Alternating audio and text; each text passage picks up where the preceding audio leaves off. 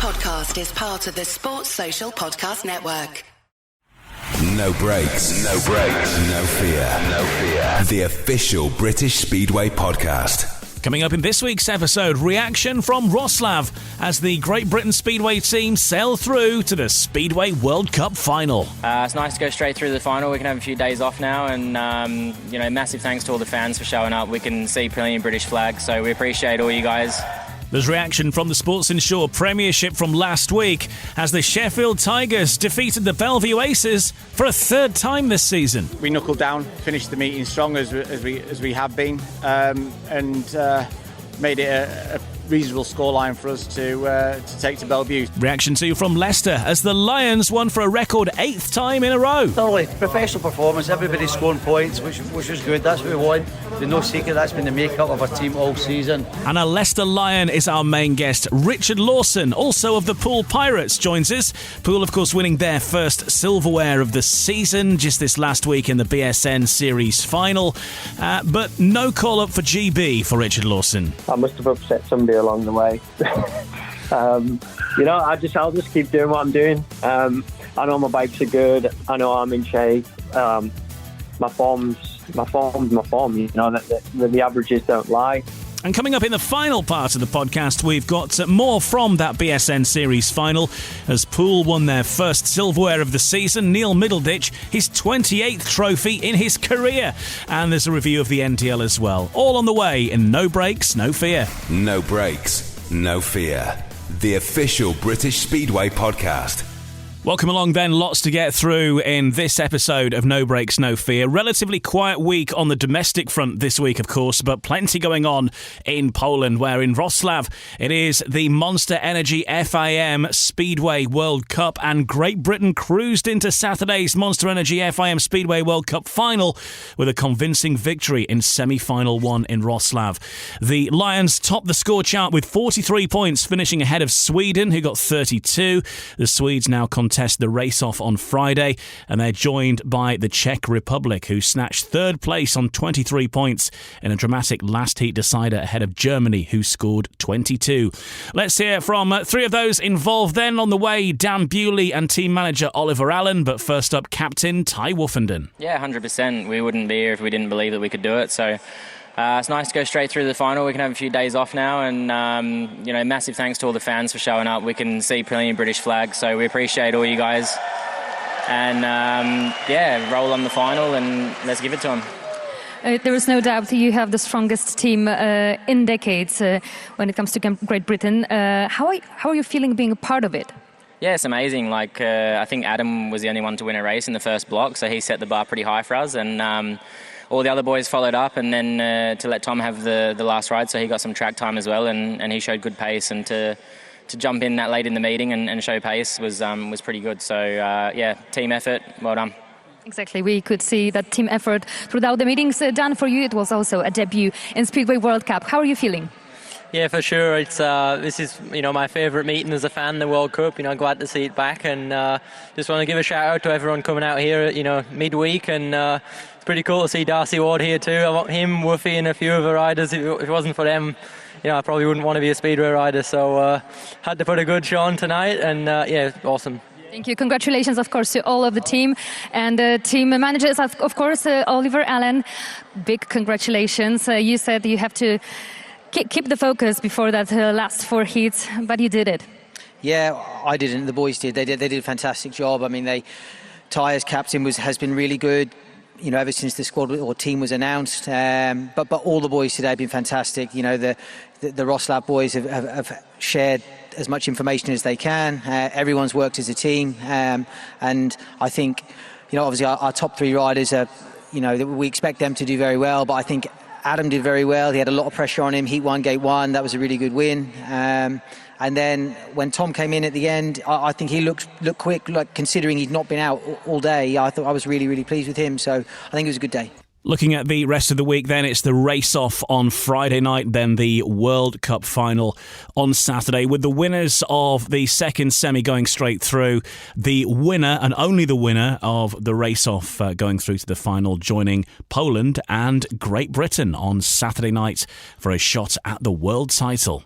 Now let's head back to last week and the Sports Insure Premiership, where the Sheffield Tigers again held the upper hand on the Premiership leaders Bellevue with a hard-fought 50-40 win at Oleton. The Tigers picked up their third War of the Roses victory over the Aces in 2023, but had to fight back from an early deficit, and the scores were still level with 3 races remaining. Tobias Mujalak and Jack Holder raced to a 5-1 over Dan Bewley and Brady Kurtz in Heat 13, and then Josh Pickering and Kyle Howarth repeating the feat against Charles Wright and Tom Brennan to seal the deal for the hosts.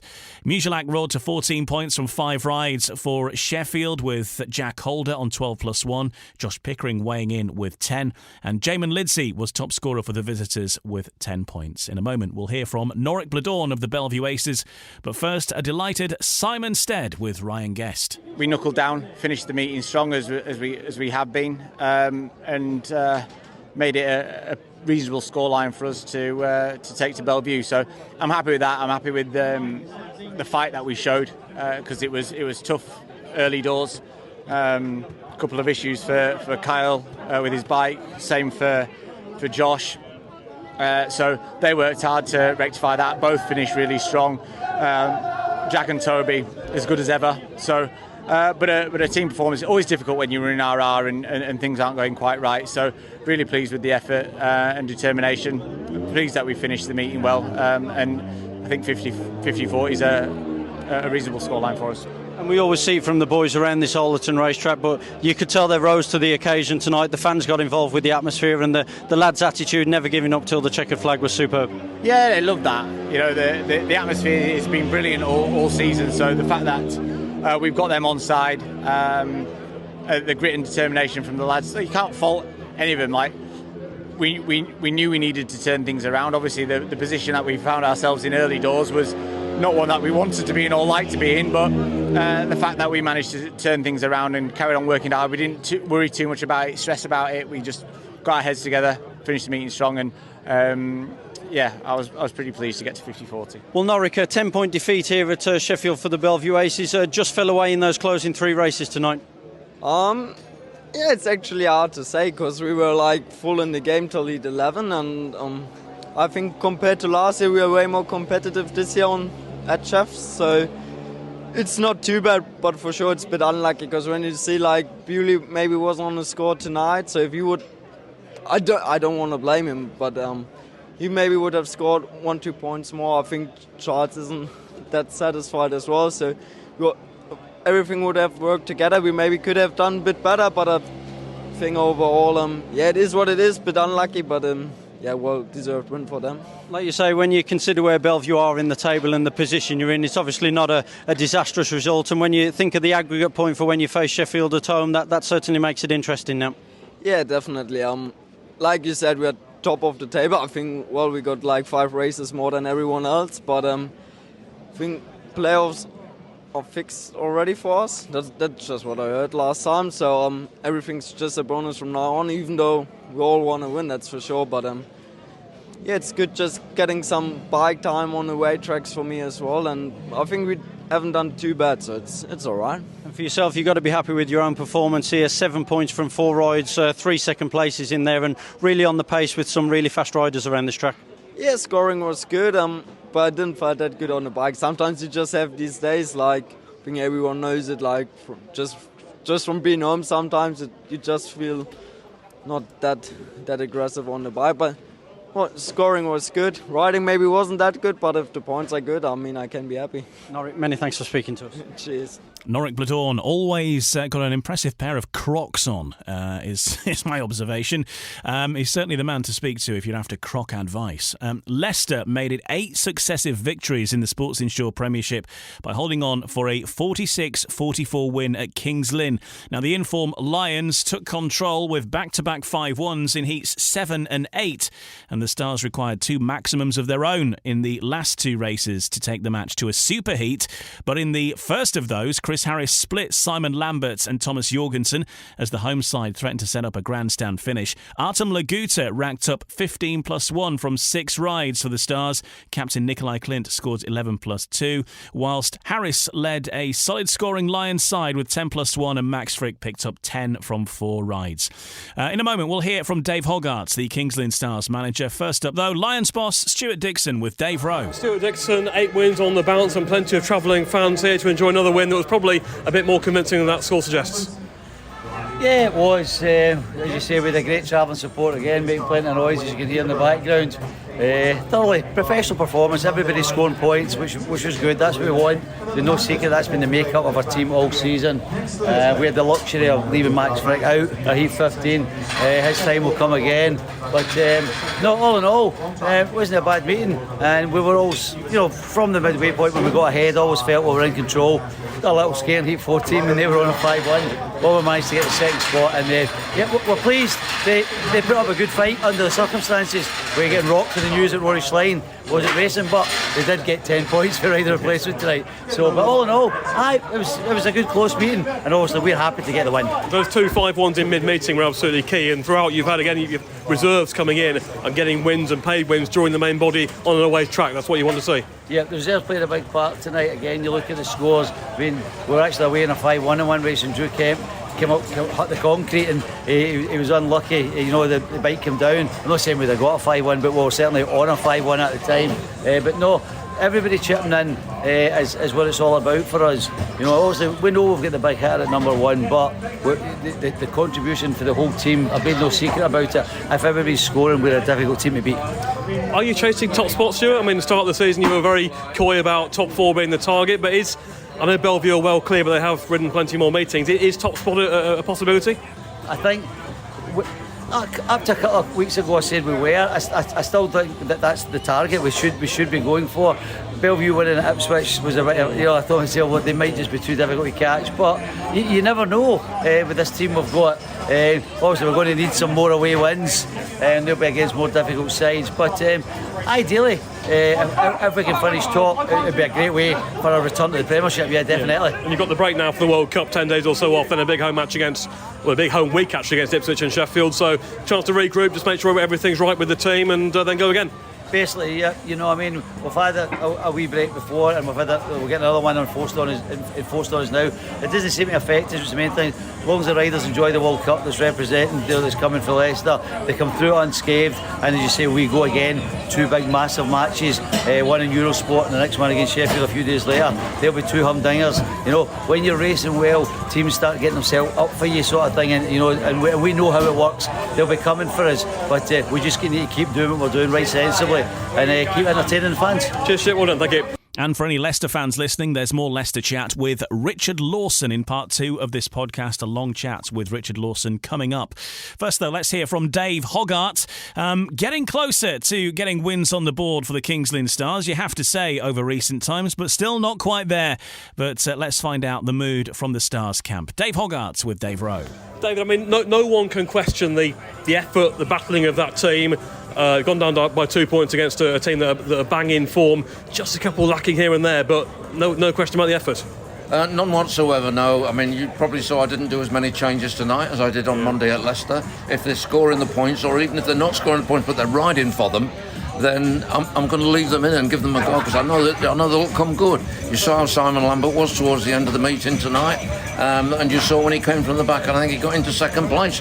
And, I can rely on that sort of performance from people like him. So I'd rather, we go for it. And like I said the other day, if we're going to go down, we're going to go down fighting. It's just small margins, isn't it? And a couple of times, like the 2 5-1s in mid-meeting, and then even Heat 14, you're out on a 5-1, it didn't quite happen. But these things can make such a big difference. Yeah, but this is Speedway. It could have been exactly the same for Leicester tonight. They could have had a load of issues. We could probably find 3 or 4 races where we could have nicked another point, maybe 2 points. That is the sport. That's what happens. I mean, it was a massive blow losing Rory. Yeah. He was the guest of choice. He willingly agreed to do it. I hope he's all right. I don't know what the aftermath of it is. I saw the footage. It looked dreadful. So, and credit to him. He made the call last night, but you know we called people today to replace him as another guest. 2 of them politely declined because of their current commitments, and a third one didn't return the call. So, you know, we did try. So RR would really have been our last choice against a team like Leicester. Quick one on Anders Rowe, his first win for the club at this level, and that's a big confidence barrier to come through there. Absolutely. I mean, you know, I don't know Anders because obviously I've only been here a month now. But he had a great meeting up in Glasgow at the weekend. He finished runner-up in the under-21. That's got to help him. But, you know, you saw him ride tonight. He attacked the track like he's not attacked it before. And, you know, he wasn't frightened in the first corners. I'm quite impressed with the way he rode tonight. You know, onwards and upwards for Anders, I hope. So there's Dave Hoggart working away at the Kings Lynn Stars, and they are due to be back in action on Thursday. We'll come to the fixtures in the week ahead in a moment. Jason Doyle and Emil Sayfutdinov were both unbeaten as Ipswich returned to winning ways with a 54-36 victory over Peterborough. Sayfutdinov raised to a 12-point maximum, with Doyle collecting 14+1 from 5 rides, and skipper Danny King weighed in with 12+1 as the Witches dominated the race wins. The Panthers lost rising star reserve Jordan Jenkins on the day because of a big crash on Wednesday last week for Oxford, but did keep the margin down to 6 points before the home side pulled away in the final 6 races. Richie Worrell top scoring for the visitors with 9+1. We'll hear in a moment for the stand-in team manager for the Panthers on the night, Lawrence Rogers, and also from Vadim Tarasenko very soon. First of all, Richie Hawkins is chatting with Mike Boswell. Richie, a win for the Witches. Must be happy after those 3 on the trot and coming away with a win tonight. Yeah, obviously happy to win and win convincingly, and lots of positives to take from the meeting. Certainly can't get carried away with beating Peterborough because obviously they're struggling, but you know, we can only beat who's in front of us, and tonight was we did a good solid professional job. A week off now, or 10 days off now, and then we've got sort of 3 away meetings, and I think that's when we're going to obviously need to up our game and perform in them. And sort of looking at those highlights, you know, going down the Rido highlights, great to see Danny back at his top form. At the same time, the reserves are really helping out as well.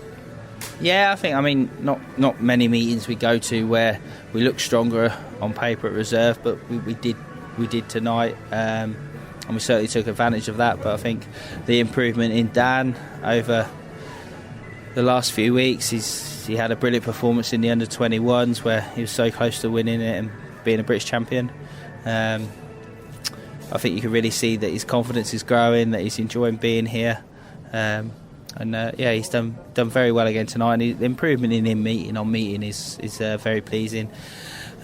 Danny done well again, and obviously good to see Danny when he's riding that well, but we kind of need to see it more consistently. Yeah, obviously, and now kind of a bit of a week off as well before we do go to Leicester. Is there anything that can be done to kind of help Eric at the moment? Eric still seems to be struggling a bit. Yeah, obviously I think it's a confidence issue with Eric. He's out there practicing now, which is great to see, and his last 2 rides tonight were an improvement, but he has gone backwards from where he was a few weeks ago. When he first come back in, he was showing good signs that he was going to kick in, but it's kind of gone the other way, and we need Eric going, so we need that number 4 position to be doing well, and that's something obviously we need to work on, and will be. Cool. And just looking ahead, you know, as you say, you got Leicester. Your thoughts for that match in a week's time? Yeah, well, we've obviously already won at Leicester this year, and we've been there and not done very well as well. So we need to go there looking to win the meeting. You know, I don't see why we can't. We're going to go there, and obviously we've got to give it everything. And if we can pull off a win at Leicester, that'll get the ball rolling into the next 2 meetings, which is obviously important to get into the cup final, which obviously we've got a great lead, but very important trip to Kings Lynn, which we need to win.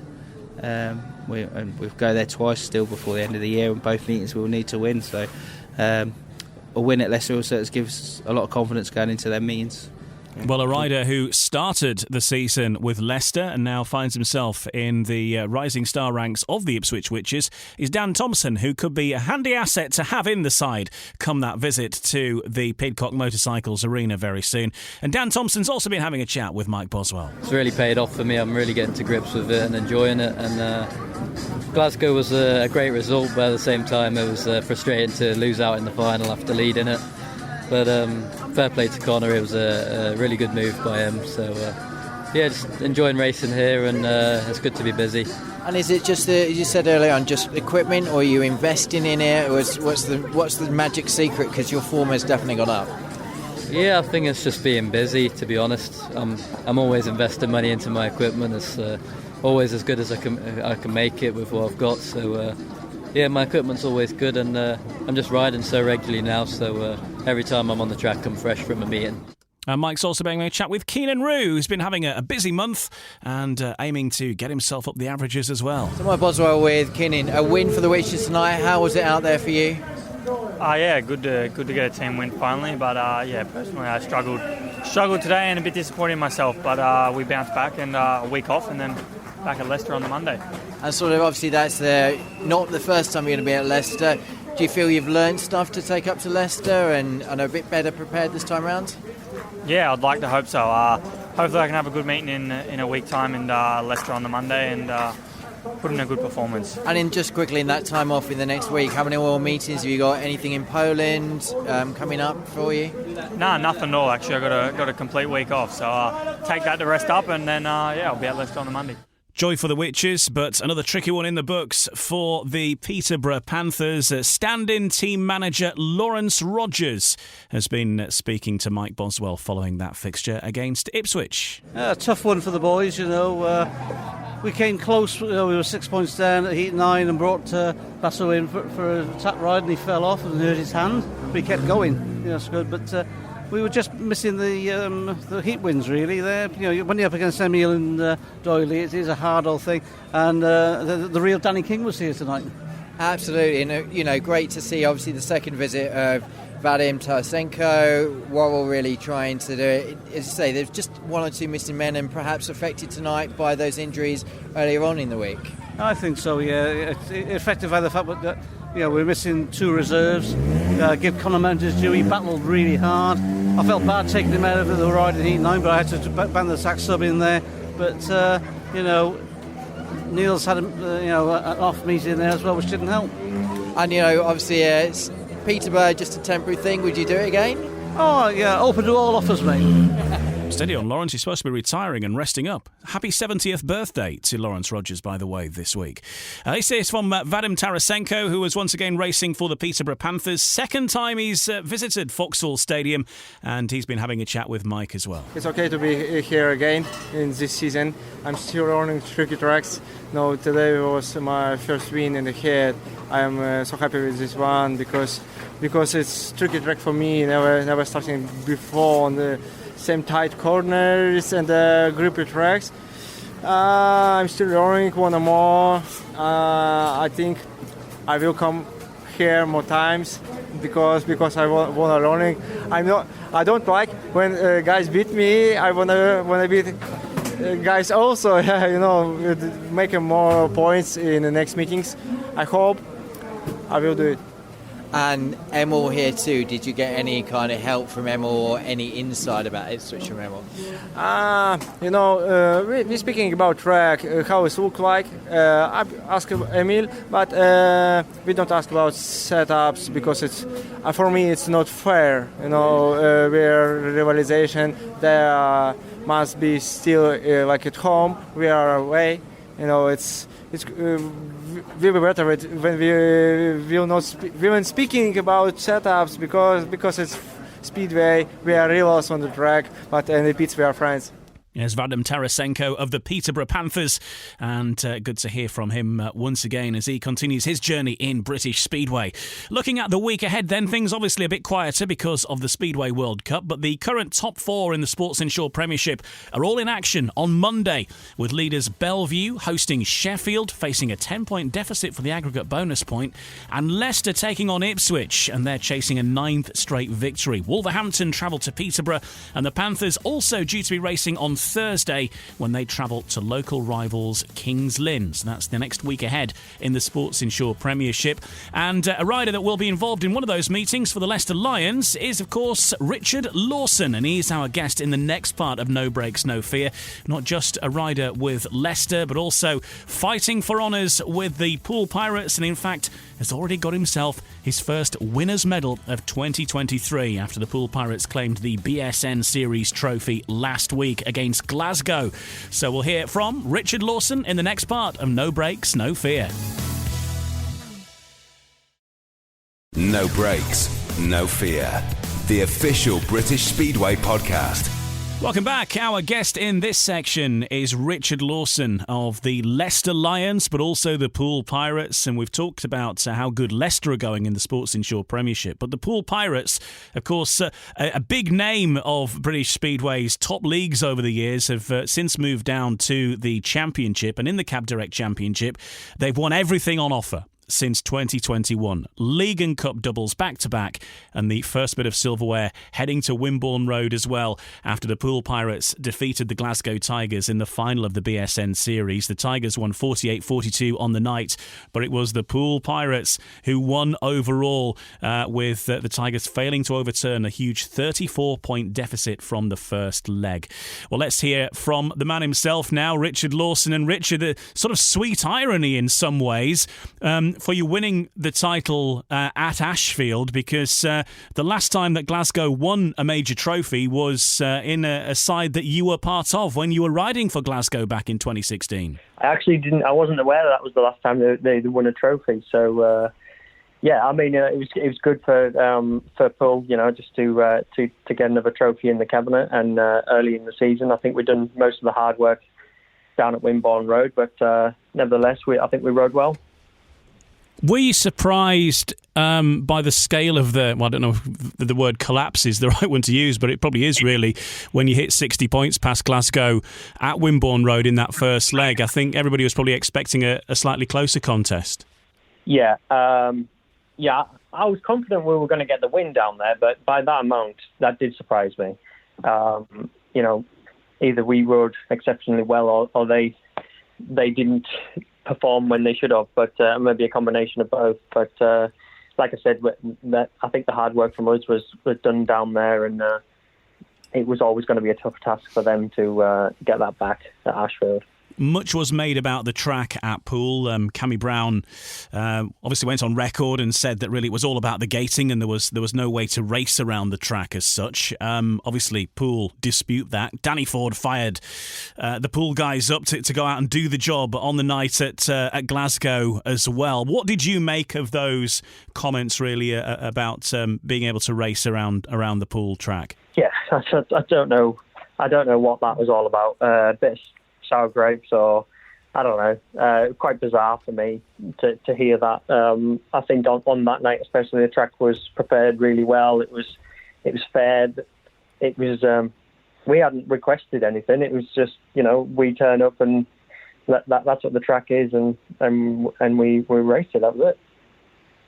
And you've been there now a few seasons, of course, and Poole have won everything that's been put in front of you now. Midlow, I think I'm right in saying Midlow's got 28 trophies, and he's hoping to make it 30 this season by winning the Knockout Cup and the league.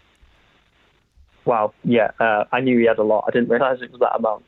But we've started the season well. So obviously we've got one trophy locked away now, and two to go. So it's going to be tough. There's some good teams out there. So we just got to keep trying doing what we're doing.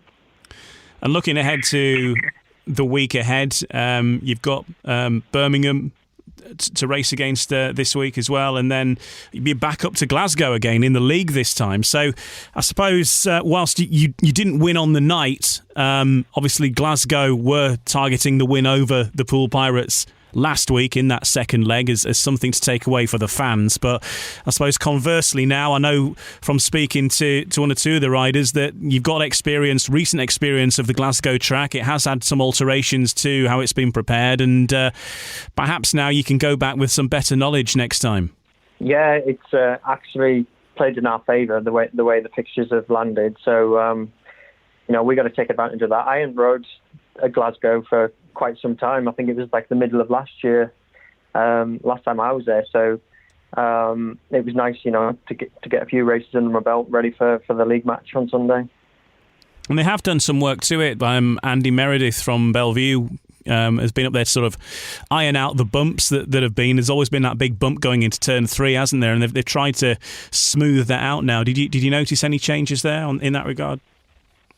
Yeah, I mean, I always thought the track was good there. And it was, I couldn't fault it on Friday there. It was pretty much perfect conditions. Maybe a little bit on the slick side early on, but it's always a pleasure to ride that track.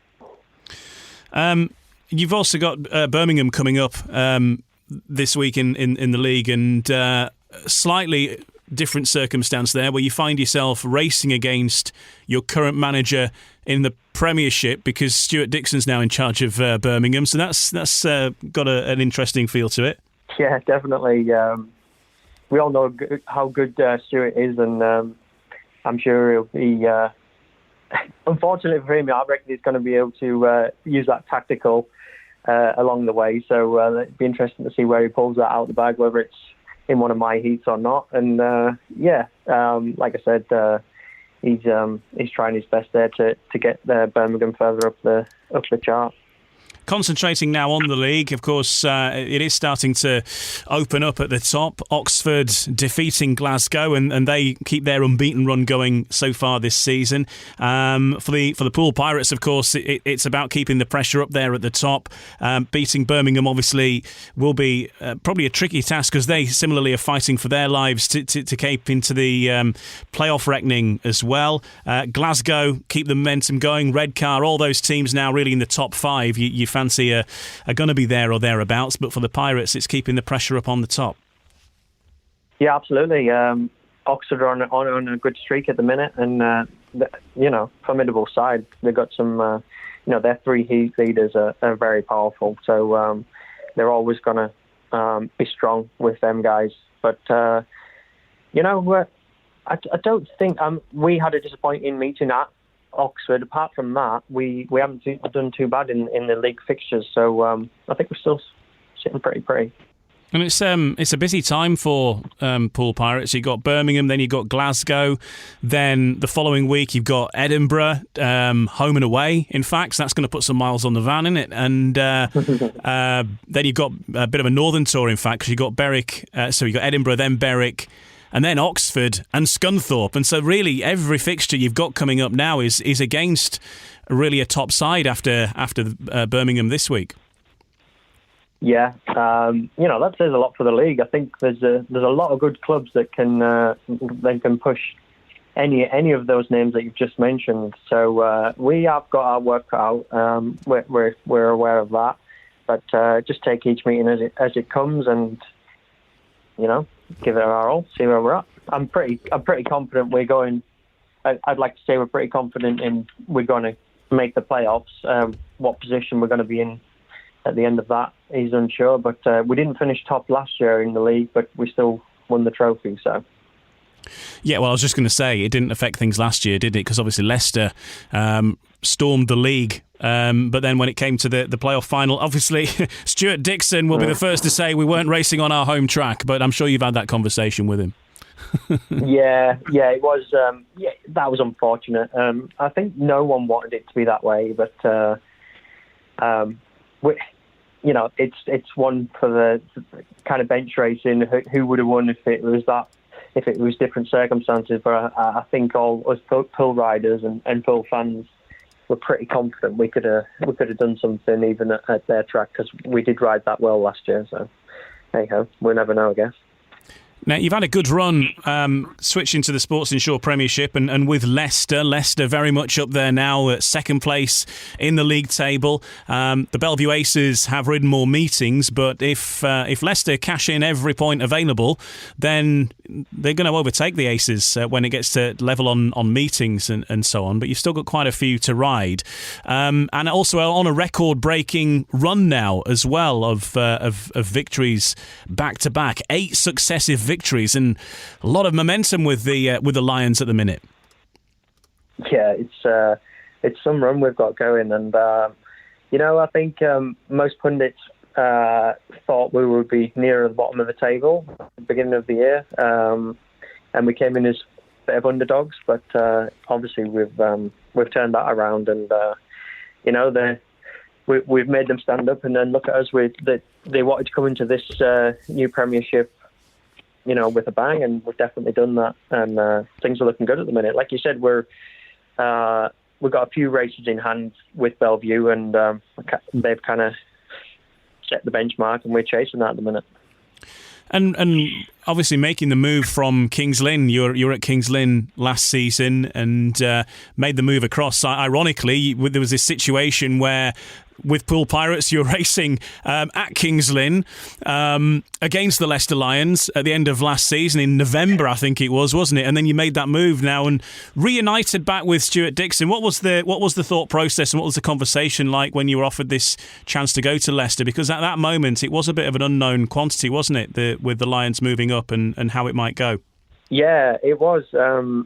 It caught me by surprise, actually. And, Stewart said, we're thinking of going up. What are your feelings? And he mentioned a few riders who are in the team, and it excited me. I think I've always rode well at Leicester. The travel's much easier for me. Stewart being there, worked with him before, and really enjoyed that. So it's ticking a lot of boxes, and I had a good couple of years at Kings Lynn, and everything was great there. I can't knock that club. There's some great people there, and I enjoyed it very much. But the travel was taking its toll a bit. It's like a 7-hour round trip for me for Kings Lynn. So yeah, when I got that call off Leicester, we sat down and thought about it, and I'm really happy with the choice at the moment.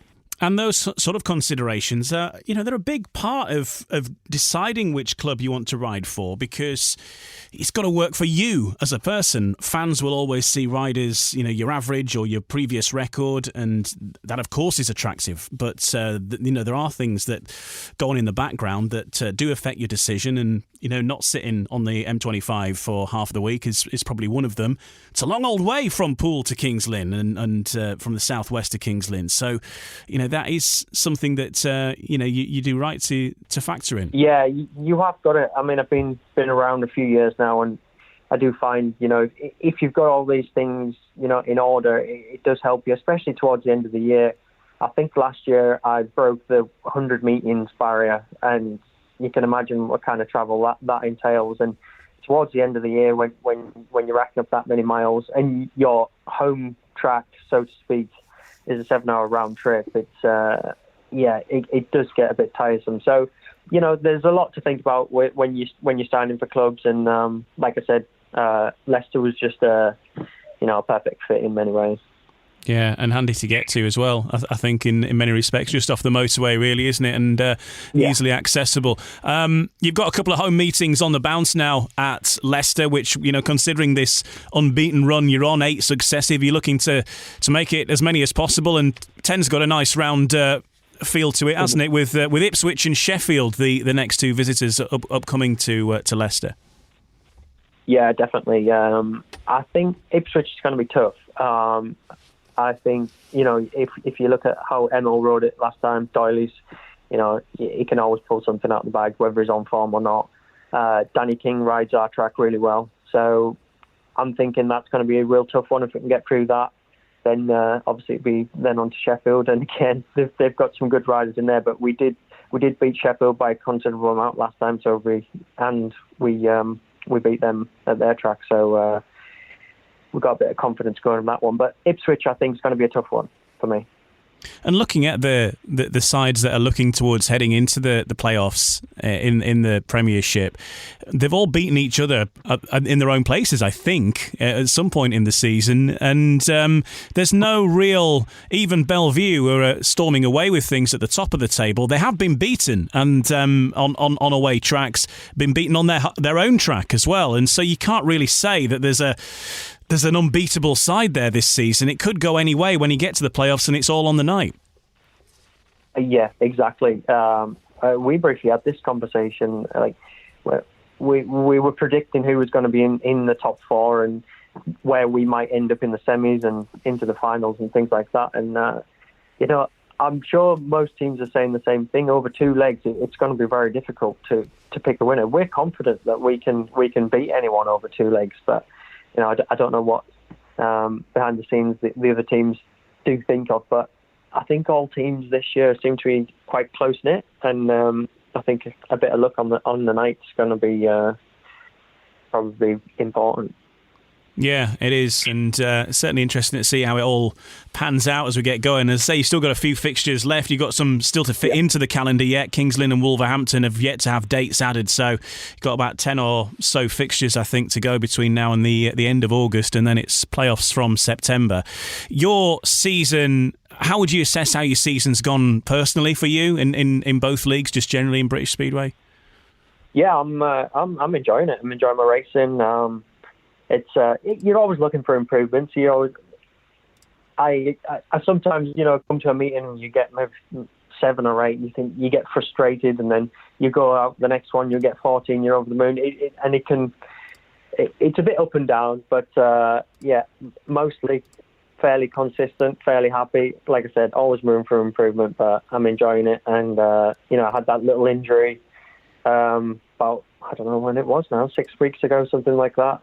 We're completely over that. So when you're fully fit, you so appreciate it. When you carry an injury, it's an absolute nightmare, and you give anything to get back fit. And, I'm thankful I'm fully fit, and that's how I want to stay and keep enjoying it. Yeah, absolutely. But looking at the averages, are you a bit frustrated or disappointed about not getting a call up for the Great Britain squad for the Speedway World Cup? Because whilst you're not necessarily in the top 10 for the Premiership, you're just outside, and there are other riders around about you who have been selected. So how did you feel when you got that news that you weren't in that final squad selection for the Speedway World Cup? Yeah, that really confused me. I was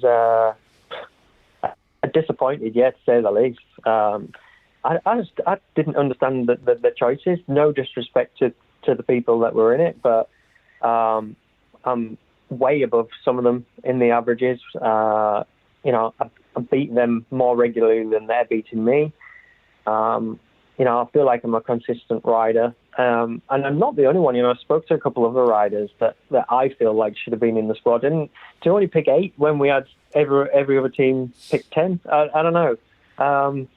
Questionable. Like I said, very disappointed, and I've no idea what I'm supposed to do to get my name in that hat.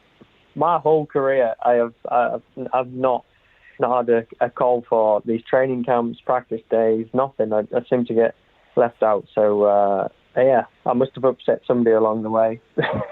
I'll just keep doing what I'm doing. I know my bikes are good. I know I'm in shape. My form's my form. The averages don't lie. People can see my scores week in, week out. I'm obviously not impressing the right people, but I'm not bitter or anything about it. It is what it is. I'll keep doing what I'm doing, and maybe one day we'll get in there. A lot of my sponsors are, keen to be involved in it. There's a lot of people, and I'd like to thank the fans. I got a lot of messages on the social medias and stuff like that.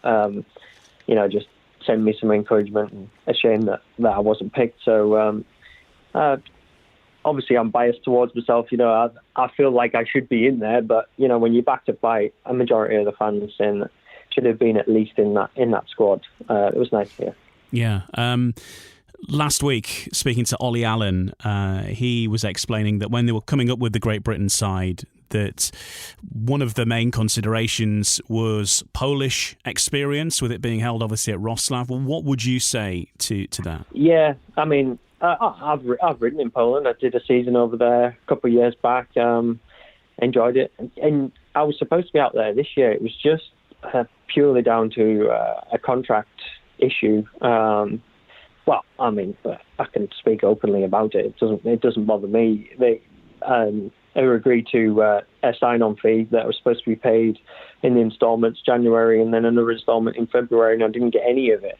And you know, it's a lot of money to get out there, and that money was set aside for all the equipment. So, you know, it's not like I'm not committed to putting the effort in. We were pretty much on the way for doing that, and unfortunately they didn't pull through with what they committed to, and we had to pull the handbrake on it. But you know, I don't know, I've had Polish experience. You know, I feel like my engines are good, and you know, I could do something, but you know, that's their choice. It would have been nice to get a bit of feedback from the guys at GB if they'd just said, you know, we're not putting you in your squad, this is why, this is where you need to do better, and things like that. But yeah, we haven't heard anything. So, and then looking ahead now to, obviously we're into the closing stages of this season. It feels like heading into August. Are you already starting to make plans for next year yet, tentatively, or is that to the end of the season? Yeah, there's little talks on things for next year already. So. Yeah, obviously can't say too much at this point, but yeah, there is a few plans in the works, shall I say. Good stuff. Okay, well, look, thanks for chatting to us, Richard. Appreciate you giving us your time, and we'll see you in action somewhere soon, no doubt. Starting off, weather permitting, with Poole and Birmingham together on Wednesday this week. Yeah, I've got a busy week. I've got a couple of guest bookings as well, so I think I've got 5 meetings in 6 days. So. Oh, you're riding for? Are you riding for Birmingham? Yes, at Scunthorpe on Friday. I've got another guest booking on Thursday, and then Glasgow Sunday, and then Leicester Monday. Yeah. Wow. So you're riding against Birmingham, then for them. yeah, you can't write it really, but hey, that's the way it goes sometimes. Well, that's you got to do what you got to do. All right, cheers, Richard. Thanks a lot for that. Appreciate it. And we've got the Scunthorpe Birmingham matches on BSN on Friday, so we'll see you there at least. Okay. Yeah. Didn't know that. Right. Cool. Yeah, that'd be nice. Cool, yeah, looking forward to it. Me too. All right, then. All right. We'll see you there. Richard Lawson on No Brakes, No Fear. OK, in the next part of No Brakes, No Fear, we will have a look back at one of those fixtures that he was involved in, the BSN Series final between the Glasgow Tigers and the Poole Pirates. It was the Tigers who got the victory on the night, but the Poole Pirates getting the silverware. We'll listen back to some interviews from that, and also reaction to the fixture on Saturday night between the Berwick Bandits and the Edinburgh Monarchs. A terrific meeting this was, went all the way down to the wire. In fact, we were heading for a superheat until Leon Flint's bike packed up through a puncture on the very final lap. Huge drama, and we'll talk about that in the next part of No Brakes, No Fear. No Brakes, No Fear, the official British Speedway podcast. In this final part then, a roundup of what's been happening in the Cab Direct Championship and the National Development League as well. And we start off with a fixture we're talking about with Richard Lawson just earlier, and that was Poole securing their first silverware of the season despite a second leg defeat at Glasgow in the BSN Series final. The Tigers winning 48-42 on the night, nowhere near enough to overturn that huge 34-point deficit from the first leg, and the Pirates' overall majority was mathematically guaranteed with 6 races remaining. Benjamin Basso with 12, Tom Brennan on 11+1 top scored for Glasgow on the night, with skipper Steve Worrell leading the away for the Pirates on 11+1. Ben Cook tallied 10 as well on the evening. We can hear now from the two team managers, Cammy Brown for the Glasgow Tigers and Gary Havelock for the Poole Pirates, speaking to Greg Blair on BSN. Yeah, well, I mean, without sort of doing anything flash, we were sort of all right. Glasgow rode really well tonight. Yeah. And, they probably deserved the win on the night, fair play. Cammy, picks for your Heat 15? We're having Ben Basso on 1 and Tom Brennan on 3. I think they've both been exceptional tonight. All my team have, Klaus is a really poor night and he came up with a massive Heat 14-5-1 that won the match. Delighted to get a win over Poole. Everybody on TV and your stream sees how hard it is to beat Poole, and our guys had to really work hard. We're going to have to work even harder a week on Sunday, and that's the plan to do that. Exactly that, and you have to say the guys, they've been phenomenal tonight. Yeah. We saw how much it meant to Lee Compton going out there doing the donuts at the end of the race. It means it's all here.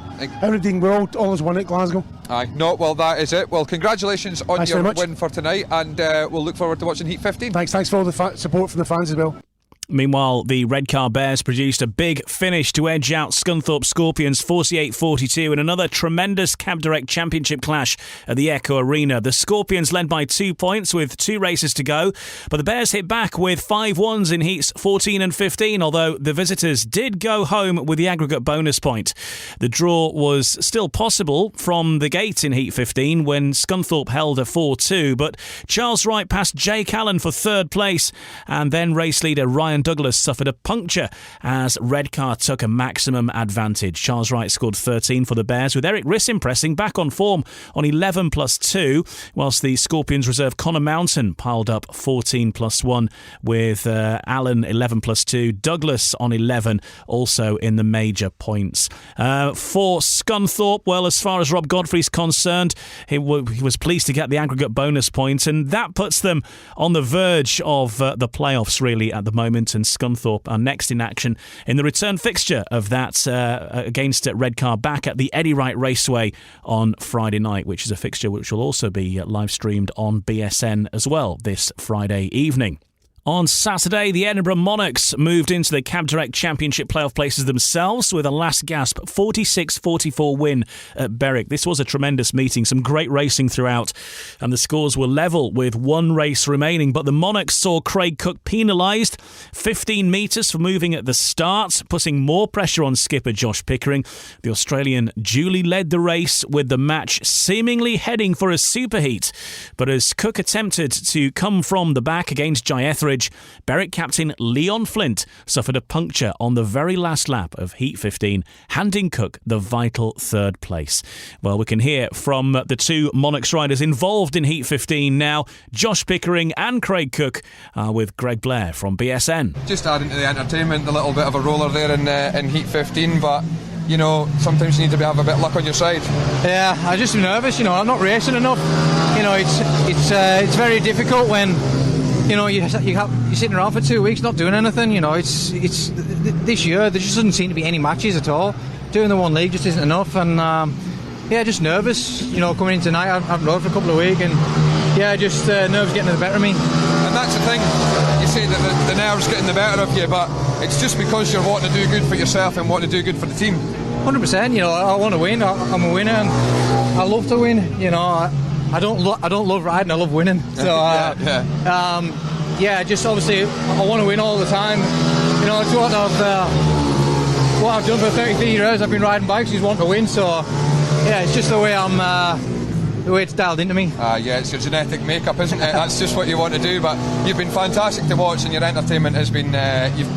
Everything you've done tonight has made more entertainment for the fans on the BSN tonight. It's been a brilliant meeting, and you say you're not getting enough races at the moment, just doing the one league. So your next meeting will be, is that Friday against Berwick? No, I mean not at Plymouth. Friday. I don't know. I get in the van and go where I'm told. But no, well, thank you very much, Craig, for coming in to see us in the booth, and like I say, you've been very entertaining tonight. It's been a pleasure, thank you. Cheers. And Captain Josh, I think I saw you chucking some needles out on the track there for Leon. Just the way that Speedway goes sometimes, probably would have went to a super heat until he unfortunately got a puncture, but sometimes you need a bit of luck in this sport, and that's all the way through this meeting tonight, it was just level pegging and fantastic meeting. But overall, your performance tonight, you happy with that? Yeah, for sure, mate. I'm happy with the boys, to be honest. Like me, it's just I've got to do my job, but the other 6 boys in the team, that's my job to worry about them. And in my opinion, they all done their part today. Jason for stepping in and coming in at reserve for us was, massive help. Dale, it's just there's no pressure on him. He's just got to continue racing his bike. Bastion, he stood up to me for me today. I didn't know how he was going to go. It's his first time here, and the way he rode was unreal. Kaisi, he got going in the end, rode how he's, we all know that he's capable of doing, and Cookie was just phenomenal, mate. When Craig Cook's on it, there's not many people that can beat him, and when he was excluded in heat 15, I seen he take his helmet off, and I wasn't having that, so I ran in, and I'll tell you, I'm not going to repeat exactly what I said, but I made him put his helmet on, put it that way, and then I knew that... Put your helmet back on, Craig. Yeah, something like that. And then, when I come off gate 2, like Reggie's a great gator, Leon's been on it all year, he's coming through the ranks unbelievably, but I knew that I was going to make it off 2 then to get over Jai. After I dealt with him, I sort of had to take care of Leon a little bit. For the first lap, I decided I was trying to slow the race up as much as possible, but sometimes if I can do that, that can make issues for Cookie. So he's an unbelievable rider, as I said. You say that, not saying it's an easy task, but you're easier doing that at home at Armadale because the track's a little bit smaller? Not easy anywhere. Mate, we've got dialed in our head, like he said, we're here to race and we're here to win, we're not here to go slow. So to ride a bike on half throttle, it can actually be quite dangerous as well. So you've got to be very mindful how you do it. But I was just trying to ride in the middle of the track so no one could really build up speed. As soon as I seen him that he was on the back, I felt like, I'd done my part in that sense, and then it was for me to win the race then. So, it was a shame for Leon, but, I honestly did think that Cookie was going to pass him regardless. We needed that win tonight. I needed that win tonight, and I'm proud of everyone. I'm proud of all the Edinburgh supporters for following us. Well, congratulations, Josh, and thanks for joining us in the VSN. You've been entertaining, as have all 14 guys that have been out there, 13 that have been out there tonight. Been absolutely phenomenal, and I'll let you get back to the team. Thanks very much, guys. Cheers. So there's Josh Pickering there as the Edinburgh Monarchs get a crucial win on the board in their quest to keep up pressure on Birmingham and aiming to get into those playoff places. Looking at the Oxford Cheetahs, they were up against the Glasgow Tigers last week. Oxford still have a 100% record in the Cab Direct Championship as a result. Despite a crash scare against Glasgow on Wednesday, Rory Schlein and Jordan Jenkins involved in a huge pile-up with Chris Harris. The Cheetahs still winning 52-38. Even though Schlein was unable to continue in the meeting. However, he is due to be back this week, so that's good news on the situation with Rory Schlein there. It was a huge old smash as well, and how anybody got up and walked away from it, let alone Jordan Jenkins, who got up, walked away, and then carried on riding in the meeting, was quite phenomenal, and testament to both the air fence and the safety equipment the riders wear as well. So good to see them come away from that one. Let's have a look at what's on the way this next week or so then in the Cab Direct Championship. Leaders Oxford looking to extend their 100% record when they visit Redcar on Friday. Big match, that one at the Echo Arena. And Oxford say perfect records so far, and that's going on the line against the Redcar Bears. Glasgow and Poole face a repeat of that BSN Series final when they meet again in the league on Sunday. The Pirates are in action at home on Wednesday, weather permitting. The forecast could be a bit iffy there when they host Birmingham, and they also travel to Scunthorpe on Friday, do the Birmingham Brummies. Edinburgh are at home to the Berwick Bandits on Friday, with 3 points available after the Monarchs' narrow win at Shieldfield Park last weekend, and then the Bandits are at home to Redcar on Saturday at Shieldfield Park. Quick look at the National Development League. Leicester number 1 Dan Thompson raced to a 17+1 paid maximum in the Lion Cubs' 50-38 win at Kent, which keeps them firmly in the race for a place in the grand final. The Bellevue Colts kept their 100% home record with a 54-36 win over Edinburgh, which also saw them collect the aggregate bonus point. The Colts firmly in the battle to reach the NDL grand final as well, but are likely to need some points on the road to finish in the top 2. Edinburgh's up and down run continued, as we heard about there, with a 54-36 defeat at Bellevue. Did see them, though, exceed the average of results achieved by previous clubs visiting the National Speedway Stadium. Something to hold on to there. The Oxford Chargers boss, Peter Schrock, has stressed the importance of home wins as the Chargers look to secure a top 2 finish as well. And Workington are going to honour the memory of Susan Roper when they stage a big individual event at Northside on Saturday, with several top NDL riders taking part. Promoter Andrew Bain said Susan was a special person, not just to Workington Speedway, but to the global Speedway family. So what better way to honour Susan than a special meeting dedicated to her? It's just a shame she isn't here to witness the new era of the Workington Comets. So the week ahead then, Oxford looking to keep up their playoff push when they host Kent on Wednesday. Edinburgh take on Berwick on Friday in the second half of a double-header at Armadale. And also Workington staging that individual meeting at Northside on Saturday. Gets underway at 3 o'clock for the Susan Roper Memorial. So that's how things look in the National Development League. And before we round things up, what we'll do is take a quick look at how the league tables are looking, because there's been a little bit of movement over the last week or so. And of course, limited amount of meetings coming up this week, so things may be slowed down, certainly in the Sports Insure Premiership. But the league table looking like this in the Sports Insure Premiership, with the Bellevue Aces at the top, having ridden 20 meetings and 35 points. The Leicester Lions have got 6 meetings in hand, actually, over Bellevue. 14 meetings ridden and 27 points on the board. So Leicester win all those. Leicester will go above Bellevue when they're equal on match. Wolverhampton Wolves, 15 meetings ridden and on 24 points. Again, they've got a few meetings in hand to cash in yet, including a few from the first part of the season, the A fixtures of the Premiership. The Sheffield Tigers, 14 meetings ridden and 22 points. And the Ipswich Witches, 17 meetings ridden and 17 points on the board. The King's Lynn Stars are in 6th, 15 meetings ridden and 7 points. And the Peterborough Panthers, 15 meetings ridden and 3 points amassed so far. Looking at the Cab Direct Championship, well, here's how the league table shapes up. As we mentioned, the Oxford Cheetahs are completely unbeaten, 100% record so far, 10 out of 10 for them, and 22 points on the board. Glasgow Tigers, 7 meetings ridden and 14 points. The Poole Pirates in 3rd, 7 meetings ridden and 13 points, so close between Poole and Glasgow, who meet each other this coming weekend. The Scunthorpe Scorpions, 10 meetings ridden and 12 points achieved, and they face the Redcar Bears, who are directly behind them. They've got 2 matches in hand on Scunthorpe, 8 meetings ridden and 9 points. So Redcar could definitely close the gap there if they get a big win over the course of the meeting coming up this week. Edinburgh Monarchs, 6th, 8 meetings ridden and 4 points. Birmingham Brummies also ridden 8 meetings and 4 points. Berwick Bandits, 7 meetings ridden and 2 points. And the Plymouth Gladiators, 7 ridden and 2 points as well. National Development League table. As we mentioned, there's a number of clubs got their eye on that top spot. The top 2 are going to face each other in a final. Mildenhall currently top, leading the way, 9 ridden and 15 points. Bellevue Colts, 10 ridden and 14 points. Leicester Lion Cubs, 8 ridden and 14 points. And 4th place, the Oxford Chargers, 8 ridden and 13 points. Workington Comets ridden 7 and have got 9 points.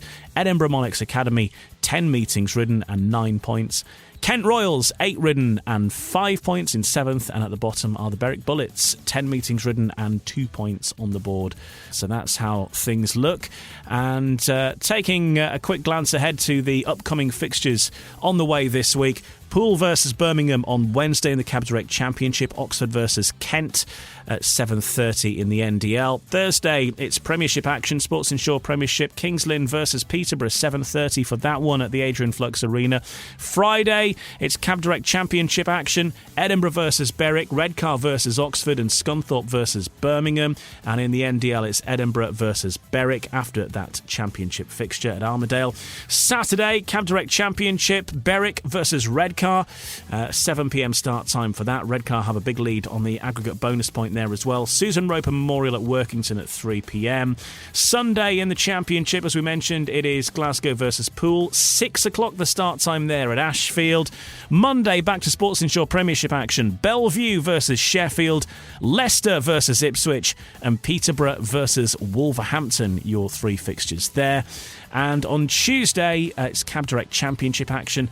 Long distance journey for Edinburgh fans. Plymouth versus Edinburgh at 7 o'clock at the Coliseum. And that's how things look in the week coming up. We'll be back with you next Wednesday evening. We'll be back with you next Wednesday for another episode of No Breaks, No Fear, rounding up everything that's happened across British Speedway and hopefully with news of another medal in the Speedway World Cup for Team Great Britain. Best wishes to them for Saturday night. Heading through to the grand final. We have to wait yet to see exactly who they're going to face, of course, but in a week from now, we'll have all the answers. Keep up with everything that's happening across British Speedway on the British Speedway social media pages, Facebook, Twitter, or X, or whatever it's called, Instagram, anything else. Just Google it. It'll be on there and on the main website as well, britishspeedway.co.uk. Don't miss any of the official news as soon as it's announced. Have a great week. Enjoy your Speedway, and we'll see you next time on No Breaks, No Fear. No Breaks, No Fear.